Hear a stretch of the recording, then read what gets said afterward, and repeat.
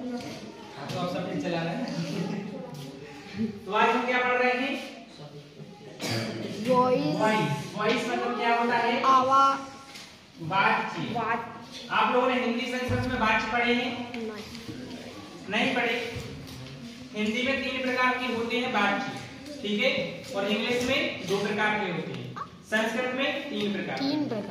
तो हम इंग्लिश की बात कर रहे हैं, तो हम पढ़ेंगे। पहला होता है एक्टिव वॉइस। क्या होता है? एक्टिव वॉइस, ठीक है, और दूसरा होता है पैसिव वॉइस। दूसरा होता है पैसिव वॉइस। एक्टिव वॉइस को हिंदी में बोलते हैं कर्तरी बातचीत। क्या बोलते हैं? हिंदी का भी समझ लेना, ठीक है, क्योंकि हिंदी में भी होते हैं, पेपर में आते हैं, संस्कृत में भी आते हैं 2 नंबर में। और पैसिव वॉइस मतलब होता है कर्म बातचीत। क्या होता है? कर्म बातचीत, ठीक है। तो एक्टिव वॉइस क्या है, पैसिव वॉइस क्या है, इसकी हमें डेफिनेशन समझनी है। यह हम लिख दे रहे हैं, ठीक है, डेफिनेशन हम इसकी आपको दे रहे हैं। तो एक्टिव वॉइस हम हेडिंग डाल देंगे सबसे पहले। क्या डाल देंगे? हेडिंग। तो एक्टिव वॉइस का हिंदी मीनिंग चूंकि हमने यहाँ लिख दिया तो यहाँ नहीं लिख रहे, ठीक है, कर्तरी वाच्य होता है। तो एक्टिव वॉइस वो सारे सेंटेंस होते हैं जिनमें सब्जेक्ट की प्रधानता रहती है। किसकी प्रधानता रहती है? कर्ता की प्रधानता होती है, कर्ता के बारे में बात की जाती है। तो कर्तरी वाच्य में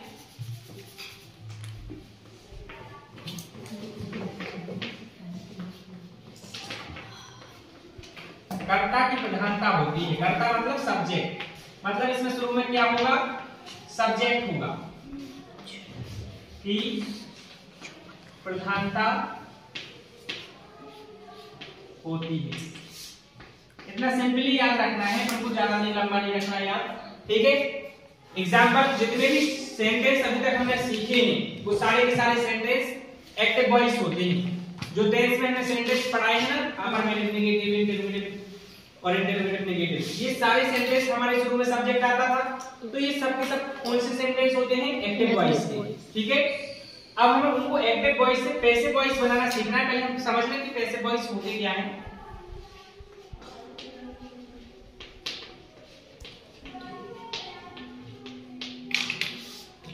तो पैसिव वॉइस मतलब कर्म बातचीत।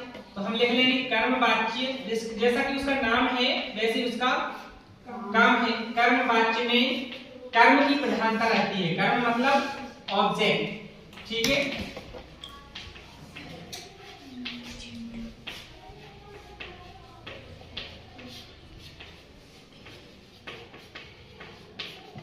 प्रधानता का मतलब उस पे ज्यादा फोकस किया जाता है, ठीक है, उस पे ज्यादा जोर दिया जाता है। मतलब सब्जेक्ट, इसमें सब्जेक्ट शुरू में होगा, बाकी में इसमें ऑब्जेक्ट शुरू में होगा, बाकी। क्लियर? चीज क्लियर है? तो इसको नोट कर लो। कैसे सेंटेंस को ले जाएं उसका रूल सीख लेंगे, ठीक है। सो हम यहाँ लिखेंगे, इसको मिटा दें।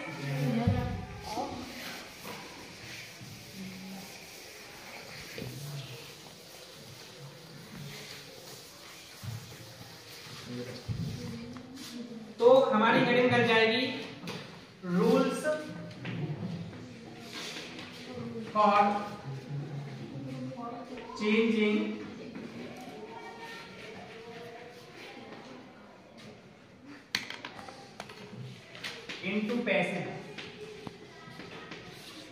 into passive voice from active voice,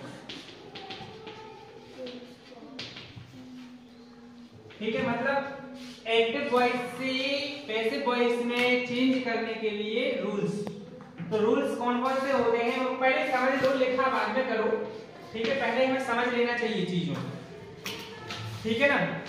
तो जो पहला नियम है वो नियम ये है कि देखो किन किन टेंस की पैसिव बनते ही। पहले तो मैं ये बता होना चाहिए, जो 12 टेंस है ना हमारे पास, 4 है ना सबके, प्रेजेंट के 4, present indefinite, present continuous, present perfect, present perfect continuous, ऐसे ही पास्ट के और फ्यूचर के भी। तो टोटल टेंस कितने हैं हमारे पास? 12। और बनते कितने टेंस के हैं पैसे? 8 के। तो वो 4 कौन से हैं महान टेंस जिनके हमें पैसे बनाना ही नहीं है। ठीक है, तो वो हम सबसे पहले लिख लेते हैं कि future continuous,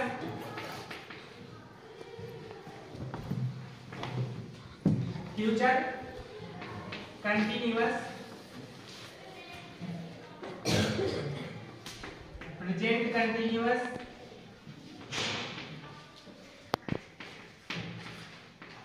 sorry present continuous नहीं लिखना, प्रेजेंट परफेक्ट कंटीन्यूअस लिखना है।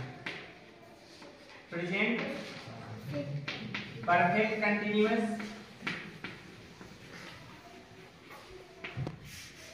पास्ट परफेक्ट कंटीन्यूअस,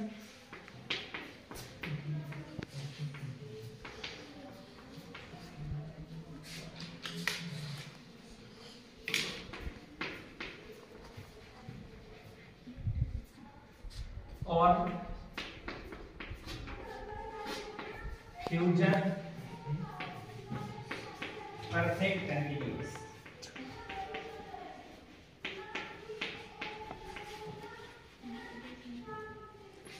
ये पैसे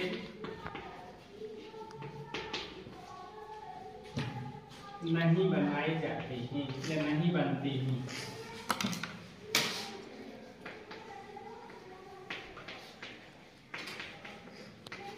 ठीक है, तो पहला नियम क्या हो गया? Future continuous, present perfect continuous, past perfect continuous और फ्यूचर परफेक्ट कंटीन्यूअस। मतलब तीनों के नीचे वाली, तीनों के नीचे प्रेजेंट का लास्ट कौन सा होता है? Present perfect continuous. पास्ट का लास्ट क्या होता है? Past perfect continuous. और फ्यूचर का लास्ट क्या होता है? Future perfect continuous. तो ये तीनों के नहीं बनते हैं और साथ में फ्यूचर कंटीन्यूअस का भी पैसिव वॉइस नहीं बनता है। अब बचे हुए सेंटेंस, बचे हुए टेंस जो है उनके हमें बनाना है। यदि इनका कोई सेंटेंस आ गया पेपर में और लिख दिया उन्होंने कि पैसे बनाओ, तो हम क्या आंसर लिखेंगे? इनके तो बनते ही नहीं, आंसर क्या लिखेंगे? तो आंसर में हम लिख देंगे नो चेंज। क्या लिख देंगे? इनका उत्तर नहीं है, इनका पैसिव, ऐसा लिख देंगे, इनका पैसिव नो चेंज होता है। क्या होता है? No change. ये आंसर में हमें लिख देना है। पहली बात तो ऐसा सेंटेंस आएगा ही नहीं पेपर में। ठीक है, यदि मान लो धोखे से आ गया तो इसका आंसर क्या होगा? नो चेंज लिख देना है, उसका बस चेंज होता ही नहीं, कोई बदलाव। ठीक है ना, क्लियर है? तो ये पहला नियम है। पहले तो हमने पता कर लिया कि बनना किसका है। दूसरी चीज क्या है कि पैसिव वॉइस जो होता है उसमें कर्म पहले आता है, ऑब्जेक्ट पहले आता है। तो सेंटेंस में ऑब्जेक्ट भी होना जरूरी है। यदि ऑब्जेक्ट ही नहीं होगा तो हम पहले किसको लिखेंगे? तो फिर मतलब ऐसा सेंटेंस जिसमें ऑब्जेक्ट नहीं होगा उसका भी पैसिव वॉइस नहीं बनेगा, चाहे वो किसी भी टेंस का हो। ठीक है, तो हम लिख देंगे दूसरा नियम क्या होगा? सेंटेंस में यदि ऑब्जेक्ट नहीं है, ऑब्जेक्ट नहीं है तो उसका पैसिव भी नो चेंज होगा।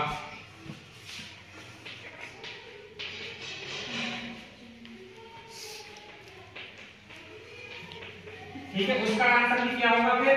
No change. क्लियर? यस। तो ये दो रूल हो गए हैं, आगे के रूल्स लिखवाएंगे हम, इनको नोट करो पहले।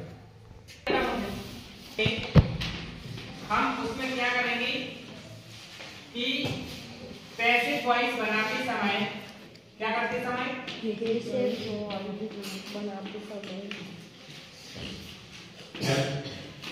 बनाते समय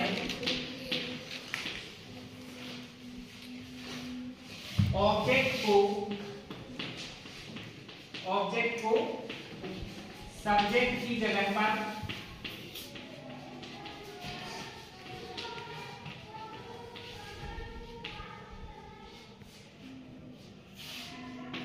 लिखते हैं और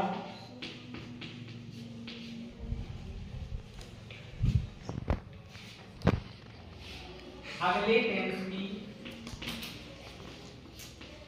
ये चीज विशेष ध्यान रखना है, ये वाली चीज। ठीक है, ये वाली चीज आपको ध्यान रखनी है। अगले टेंस की हेल्पिंग वर्ब लगाते हैं। हेल्पिंग वर्ब का प्रयोग करते हैं।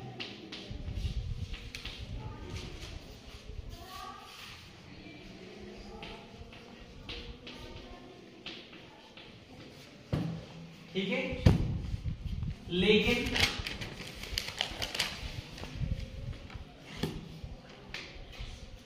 यदि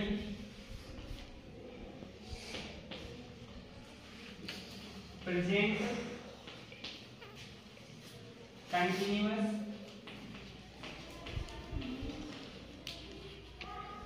या पास्ट कंटिन्यूअस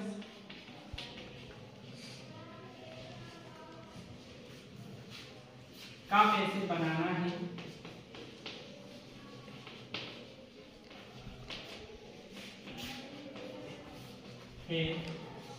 तो उसी टेंस की हेल्पिंग वर्ब लगाते हैं। उसी टेंस की हेल्पिंग वर्ब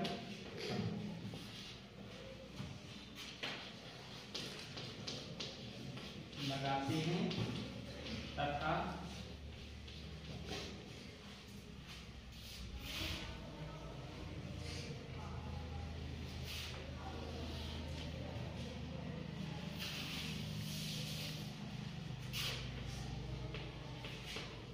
बीइंग का प्रयोग करते हैं।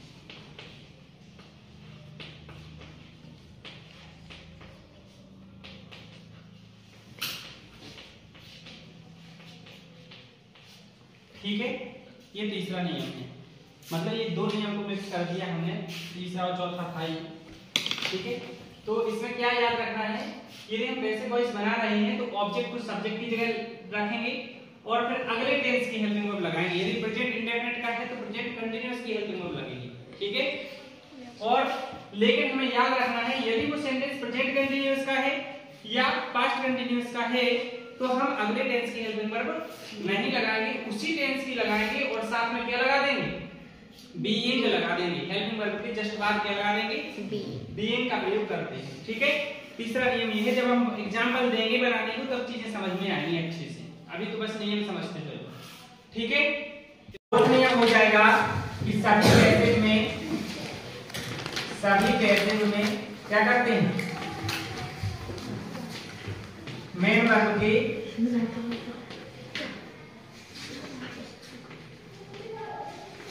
थर्ड फॉर्म का प्रयोग करते हैं सभी में। ठीक है ना, फॉर्म का यूज करते हैं। ये हो गया। अगला पांचवा रूल क्या हो जाएगा,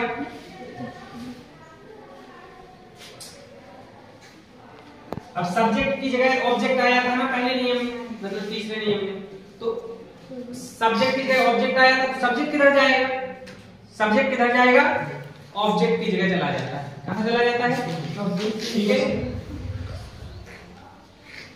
सब्जेक्ट को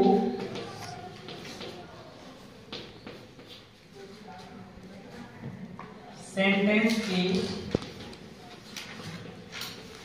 के लास्ट में बाय से जोड़कर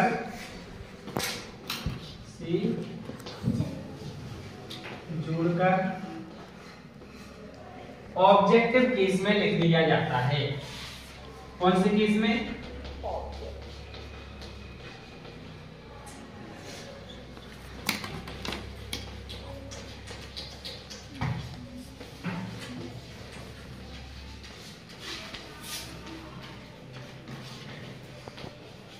ठीक है, ये नियम हो गए हैं 5 नियम, मुख्य नियम है ये 5।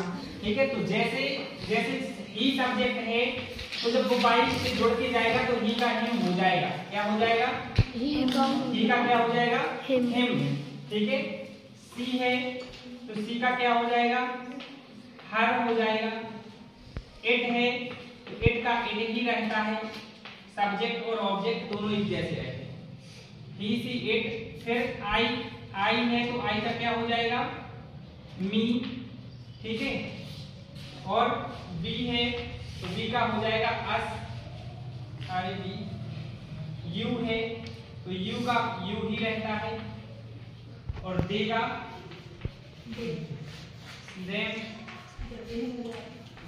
ठीक है। तो ये चीज याद रखना है। अब देखो एक बार विशेष ध्यान दे लो, जो हमने तीसरा नियम लिखवाया है कि ऑब्जेक्ट सब्जेक्ट की जगह पे आता है, कहाँ आता है, ऑब्जेक्ट सब्जेक्ट की जगह पे आता है, तो जो ऑब्जेक्ट रहेगा वो सब्जेक्ट का रूप धारण करके आएगा।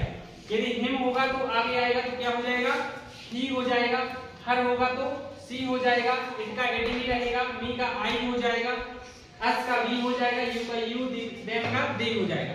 मतलब जो ऑब्जेक्ट जब सब्जेक्ट की जगह पे आएगा तो सब्जेक्ट बन के आएगा, क्या बन के आएगा, सब्जेक्ट, क्योंकि ये सब्जेक्ट हैं और ये ऑब्जेक्ट हैं, ठीक है, ये क्या है, सब्जेक्ट हैं और ये ऑब्जेक्ट हैं, ठीक है, ये आपको याद रखना है। बस ये सात जो नाउन हैं इनके आपने ऑब्जेक्टिव केस याद कर लिए, तो इनके सब्जेक्टिव केस ये हैं ऑलरेडी, क्लियर, इनको नोट कर लो।